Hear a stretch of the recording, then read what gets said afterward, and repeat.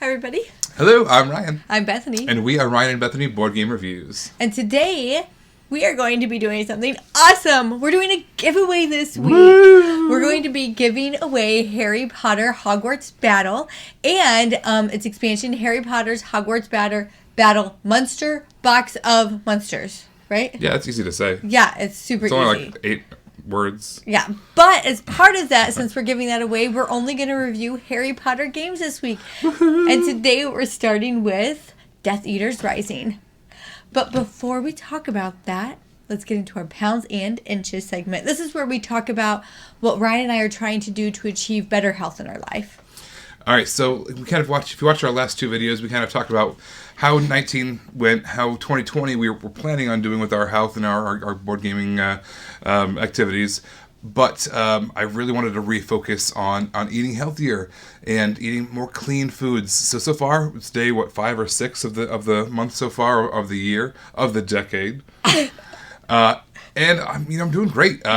Just been reading all the labels and eating, the best I can outside of a couple cupcakes here or there that our daughter's made for me. Other than that, though, it's been pretty great. I've already lost a few pounds, and I'm feeling excited and motivated. So hopefully you guys are too.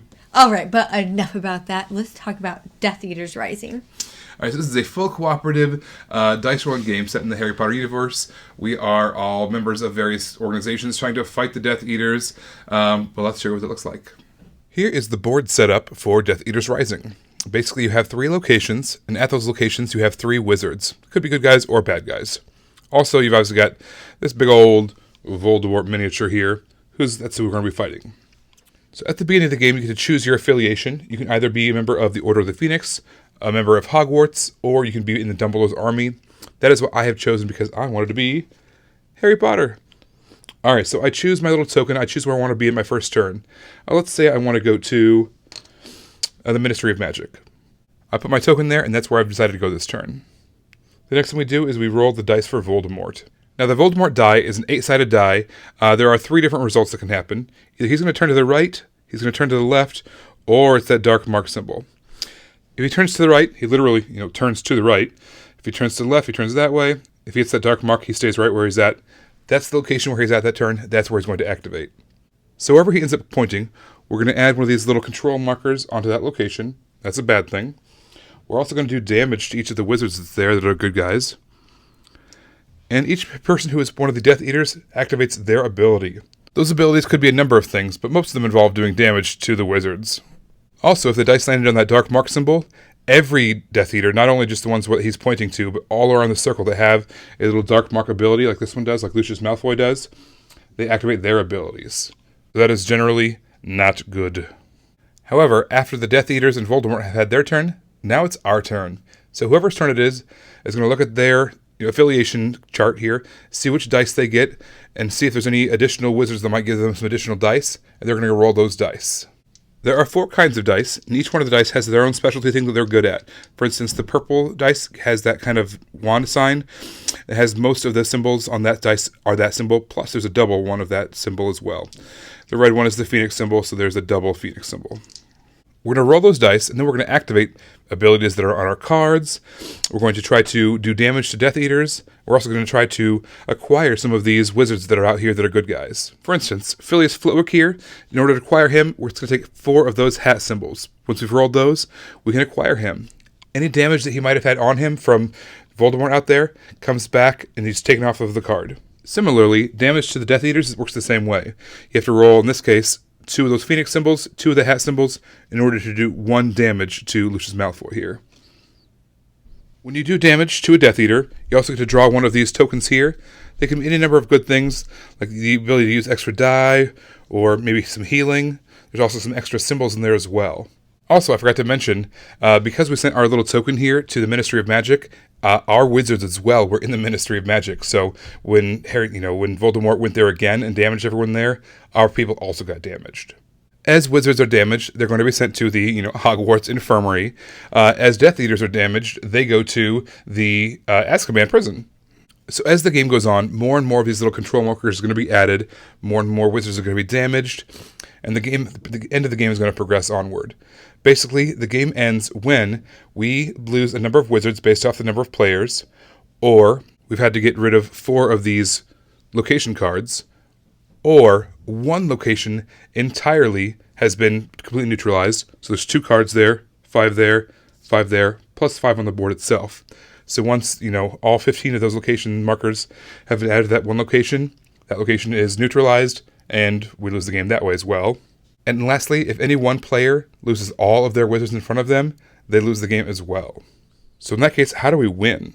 Well, the cards on the board are going to keep on being replenished from this deck, but in the middle of this deck is Voldemort himself. In order to hurt him, he first of all has to come out, and second of all, we have to do 3 swords worth of damage to him. And swords are kind of the hardest symbol to get in the game. None of the starting abilities have those sword dice given to them.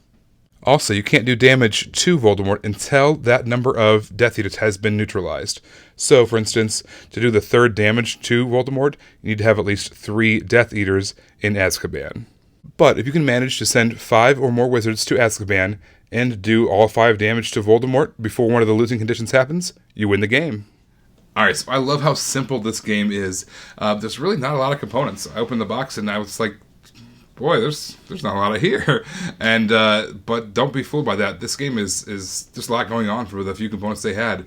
I mean, it's really just some tokens. And the deck of cards is like, my finger keeps shrieking. It's not, yeah. Just some cards, some tokens, some gems, and a little board, and also Voldemort, but that's about it.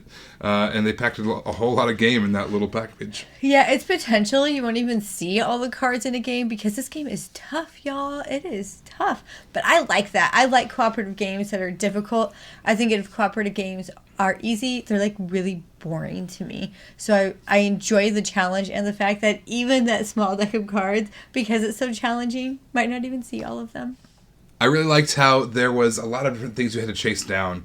You were constantly having to pay attention to, the control of those areas with those little gems. You had to worry about how many wizards you had, almost dead. So you had to heal some wizards up.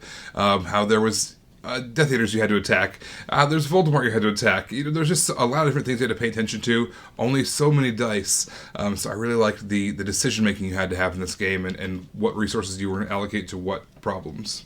I like the space that this game takes up, which is not a lot. It's not small to be like a coffee table game or anything like that, but it still isn't huge. And sometimes you want to get a game in and you don't have to take up the whole table, and this doesn't. So I like that there's still all these different cards and all these different things going on, but it's still not taking up your entire game table.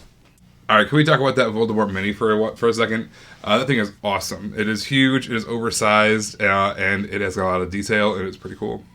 Yes, it is pretty cool. Part of the detail is it's his feet, which our daughter is like really obsessed with for some reason. Yeah, she's like, can you turn towards me so I can see his feet again? I don't know what's up with that. Sure. And then she like takes him across the room, and like Avada Kedavra is like, no, she doesn't. She doesn't even know what that means. She doesn't know what that means, guys. Gosh. She zapped Draco. She has we have like a magnet of Draco Malfoy. She zapped him. She's running around. She was zapping Kylo Ren earlier. Yeah, that makes sense. Yeah.